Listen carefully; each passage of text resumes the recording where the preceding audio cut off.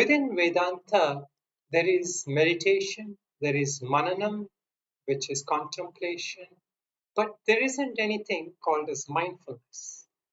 But yet, all of Vedanta, most of Vedanta, we see that this thread of practicing mindfulness, meaning being aware, being that subjective awareness itself, that is a common thread. And yet, it is not specifically practiced as extensively as it is practiced in Buddhism. On the other hand, from what I am aware of Vipassana, Buddhism, and other um, Dzogchen, Mahamudra, and other Tibetan Buddhist practices, there is that lack of ability to articulate that consciousness, that seer itself. Because Buddha didn't want to give those labels, didn't want to give that specific framework for people, because his main teachings was that you be a light unto yourself. But yet, that is where a lot of times I find that many Buddhists are not able to get to the essence of the nature of consciousness, the nature of reality. So I wanted to present something which I found it helpful, and I'm sure many practitioners of Buddhism and those who study Vedanta can both benefit. And this is what I think we can call as Vedantic mindfulness or Vedantic Vipassana. So, what is this? How does this go about? So, there's first few concepts we should understand very clearly. When we talk about mindfulness or Vipassana, the goal is that we have to come to this clear seeing, this clear ability into seeing the nature of things as it is. That is the main purpose of Vipassana practices. Because we are not able to do that, because we are caught up in all those sense objects, and we are mentally caught up with all that excitement, all that suffering that the mind presents to us, that we are not able to see things as they are. So this is one of the main aspects of Vipassana practices. And how do we do that? Of course, there are different kind of schools of Vipassana, but some of the core things which is applicable from Vedanta's perspective are those which relate directly into watching the mind, knowing the mind, understanding the nature of mind. And this is also something that Ramana Maharshi talked quite extensively about. Manasam tukhi margane krite, that ask who is the mind or what is the mind, and that is the path, he says. So similarly, this Vedanta's approach, is where we are able to have that clear understanding into that other things which is anatma, all the things which is not me, not the self. That distinction, that viveka, the ability to discern between what is unreal and what is real, this forms the core of Vedantic approaches. And here there isn't so much of a practice. It is more of knowing, discerning, seeing. So also that itself is a practice, but yet it is not clearly given out as a practice.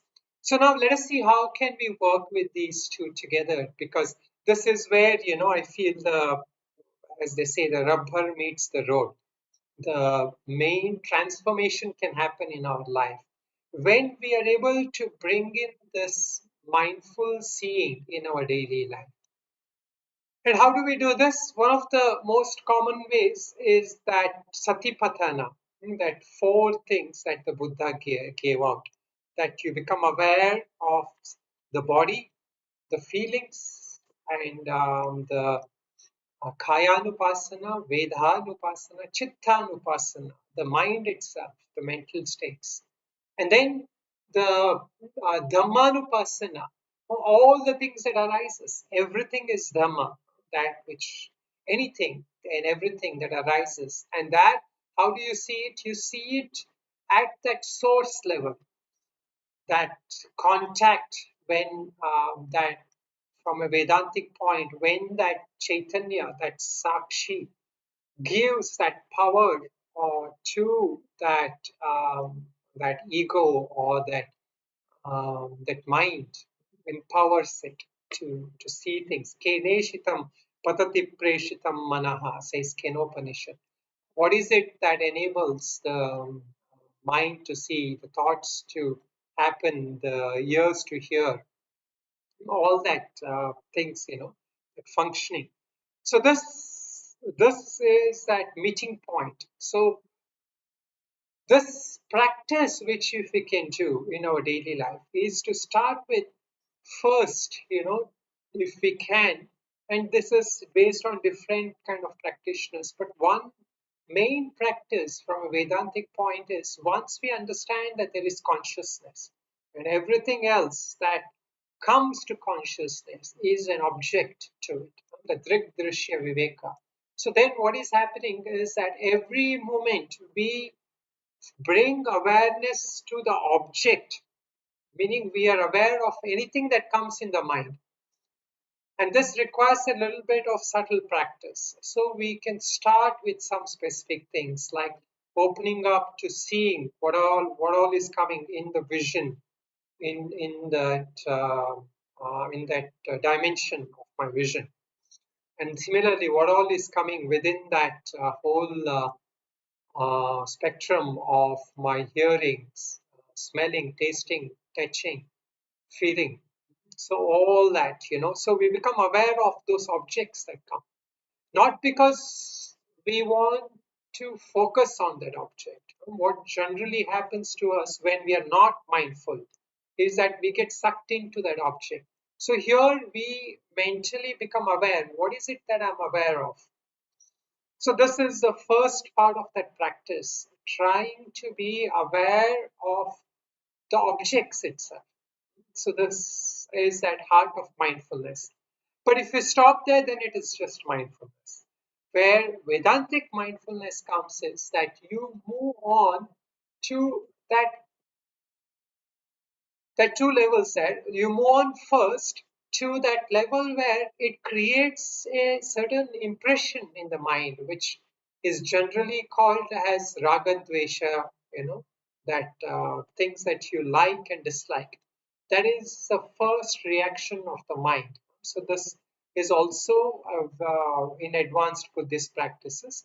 People are trying to become aware not just of what they see, but what kind of likes and dislikes it creates for you.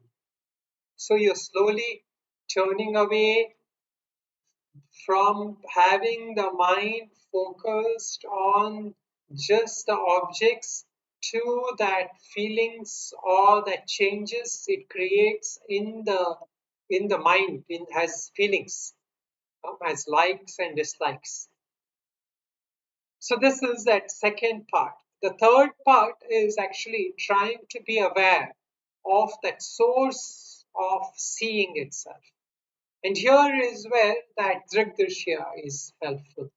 So we are aware of all the objects and we have to keep on practicing with that object. It's not like we just do that for a minute, I see the subject and then I'm done with that. No, so Vedantic mindfulness involves that we cut out a clear time. And you don't have to sit in some specific meditation posture, but you have to stay in one place to start with the formal practice. Anywhere you want, you sit or you stand, but you stay in one place.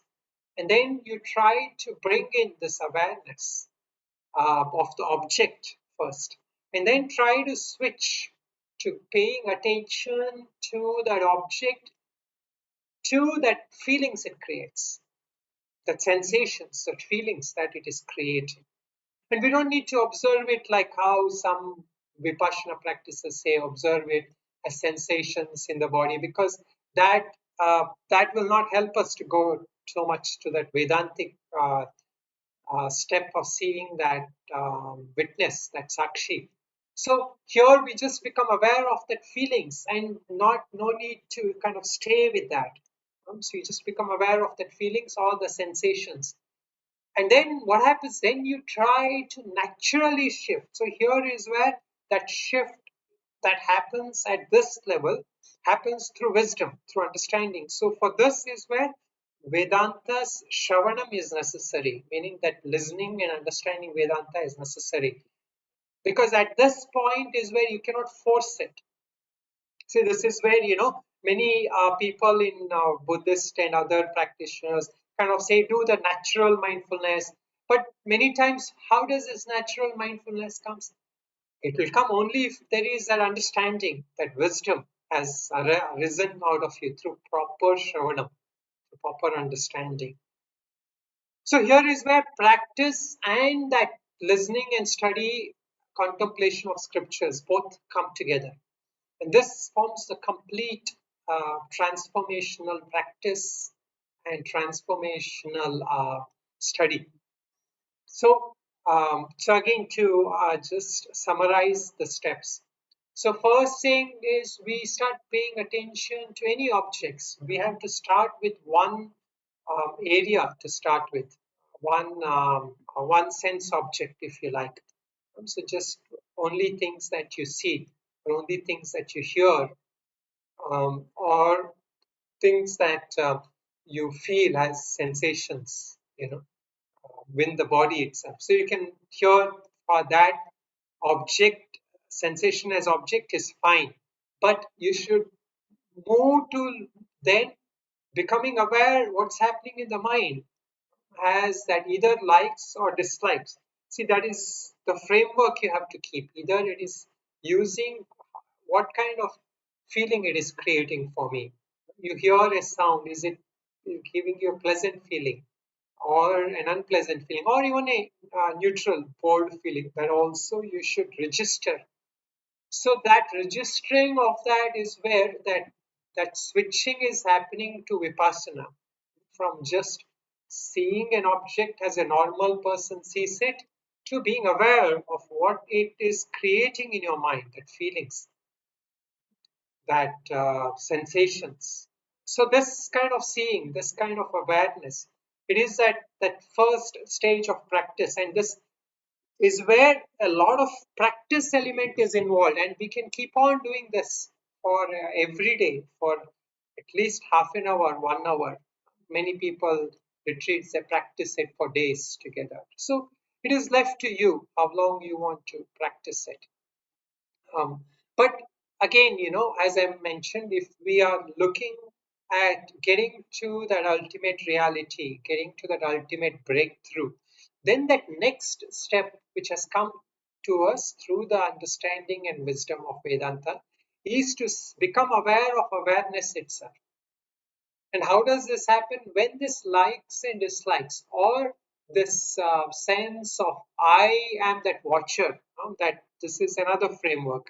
If you cannot watch as likes and dislikes, then that sense of I am watching arises. That I as the subject of watching that arises. And you hold on to that knower of that thing that is known. So then next step again you have to go beyond that knower, because that knowing is again through that mind, that first level of knowing. Anyway, this I hope to create more detailed videos with practice steps. But the final step in this practice is that you come to that stage of that pure seeing, which doesn't have a seer beyond it, that seeing which is that natural seeing, where you drop even that sense of seeing, and just as awareness itself, just you exist as awareness. And this is that Satchit Ananda, that thing that exists, that thing that is conscious, and that thing which is that content, happy, or that natural joy, Okay, so this is a brief introduction to Vedantic Vipassana or Vedantic mindfulness. And it's a very useful practice, but it does take a lot of practice. And hopefully, I will create a few more videos for practice of this. Namaste.